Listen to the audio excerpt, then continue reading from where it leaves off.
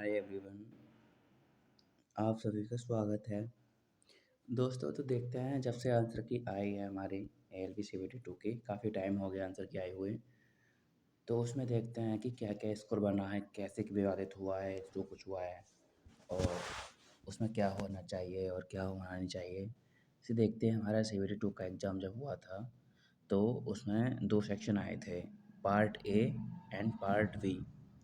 Part A था हमारा 100 question और 100 मार्क्स का, और पार्ट बी था हमारा 75 क्वेश्चन 60 मिनट में, 75 मार्क्स का ही था क्या कि यहाँ पे तुम्हें स्कोर करना था। यहाँ पे 70% की हमारी कट ऑफ बननी थी, है ना। और एक क्वालिफाइंग था। यहाँ पे हमको 35% मार्क्स लेके आने थे, यानी कि 26.25 इतने मार्क्स हमें लेके आने थे। तो एग्ज़ाम सबसे पहले था 19 और 20 मार्च का, लेकिन क्या हुआ, कुछ टेक्निकल एरर या जो भी कह सकते हैं उसकी वजह से एग्ज़ाम कैंसिल हो गया और एग्ज़ाम नहीं हो पाया। एग्ज़ाम हुआ था 34, अभी तक सुनने में आ रहा है कि 34 स्टूडेंट का एग्ज़ाम हुआ था।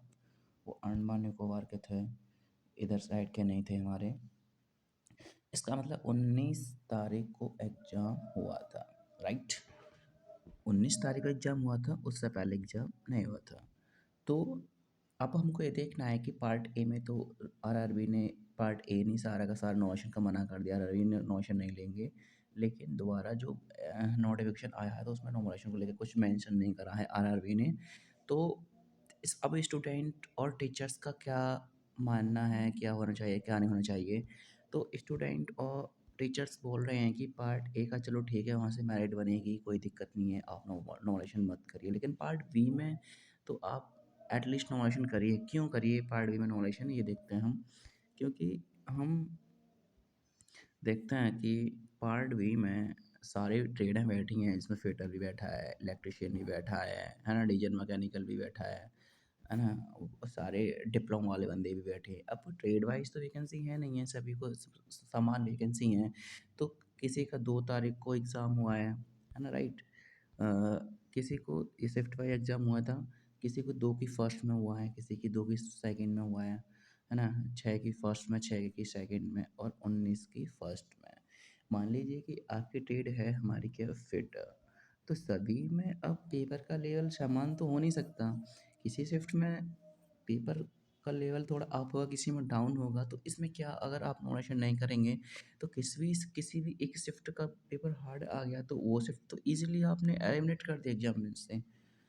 अ, वो तो एलिमिनेट होगा आराम से, वो आगे का पेपर दे ही नहीं पाएँगे क्योंकि उनका एग्ज़ाम टफ़ आ गया।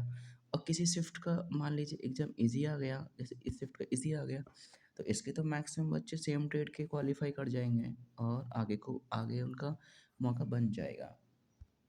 तो यही देखते हुए कि नॉमिनेशन क्यों ज़रूरी है न, तो इसलिए नॉमिनेशन ज़रूरी है। आरआरबी को ये देखना चाहिए और आरआरबी को इस पे सोचना चाहिए। उसके बाद रिज़ल्ट डिक्लेयर करना चाहिए। अभी अभी रिज़ल्ट आने में बहुत टाइम ज़्यादा नहीं है, 4-5 दिन में रिज़ल्ट हमारा आ जाएगा। और रिज़ल्ट आ जाएगा और उसके बाद 15 से 20 दिन के बाद सैनिकों का एग्ज़ाम कंडक्ट करा लेंगे। ओके, तो जहाँ पे सारी ट्रेडें हैं, एक ट्रेड को पकड़ लीजिए, सारे मल्टीपल डेट में वो एग्ज़ाम जा रहा है, तो कहीं न कहीं किसी भी एक शिफ्ट के बच्चों का तो उसमें लॉस हो रहा है। आरआरबी ने मना करा है, नॉमिनेशन नहीं होगा, तो उसमें हम मानते हैं श्योर नहीं होना चाहिए। इसमें फेट इलेक्ट्रीशियन कुछ भी हो, ट्रेड वाइज़ तो देखना चाहिए आरआरबी को। ओके, पार्ट ए में आप नॉमिनेशन मत करिए क्योंकि वहाँ पे ट्रेड बनेगी, वहाँ पे ट्रेड बनेगी तो वहाँ पे इतना दिक्कत नहीं आएगी, है ना।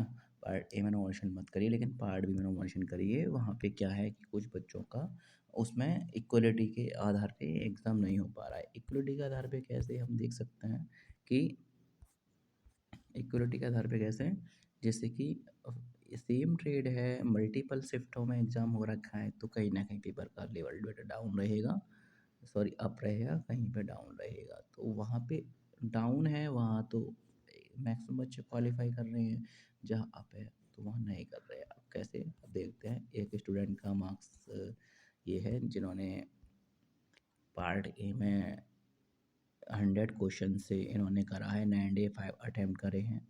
इसमें 5 क्वेश्चन इन्होंने अटेम्प्ट नहीं किए, 83 इन्होंने राइट करे हैं और 12 रॉन्ग करे हैं। इनका पार्ट ए में स्कोर 79.04 है और वहीं पर पार्ट बी में 37 राइट हैं और फिर 35 रॉन्ग हैं। इसका 25.45 स्कोर ट्रेड में बना है। तो कहीं ना कहीं ऐसा हो सकता है इनके ट्रेड हार्ड हो, इसलिए मैं स्कोर नहीं कर पाए हूँ। जो भी हो डजंट मैटर, लेकिन मल्टीपल जहाँ शिफ्ट होंगी तो वहाँ पे कभी भी पेपर इक्वल नहीं रहेगा।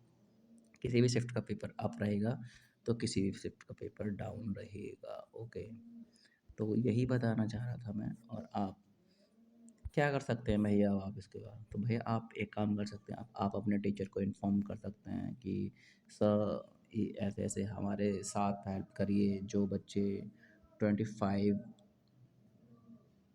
के आसपास हैं ट्रेड में, जो कि 25.10 या 24.5 भी हैं जिनके, है ना, वो बाउंड्री मतलब 1 से 2 नंबर पे वो बाउंड्री लाइन पे हैं जो स्टूडेंट, उनका कुछ बेनिफिट हो सकता है इसमें। तो क्या करें आप? तो भैया आप इसमें अपने टीचर को इन्फॉर्म करिए, वो ट्विटर पे कुछ हैशटैग चलाएं या फिर आरआरबी को इन्फॉर्म कराएं कि आप ये मल्टीपल शिफ्ट में करा के इक्वलिटी नहीं होती यहाँ पे, ऐसे कहीं ना कहीं तो ये बच्चों के साथ अनफेयर हो रहा है। तो आप 2 से 4 दिन में बचे हैं, आप जल्दी से ही कुछ ना कुछ सॉल्यूशन करिए और ट्विटर पे कुछ हैशटैग बनाइए, है ना। आप इन्फॉर्म करिए टीचर को, क्योंकि मैक्सिमम ट्वीट होंगे तो वो ट्रेंड करेगा, वो आरआरबी फिर ज़रूर देखेगा। ठीक है, तो आज के लिए इतना ही। धन्यवाद, नमस्कार।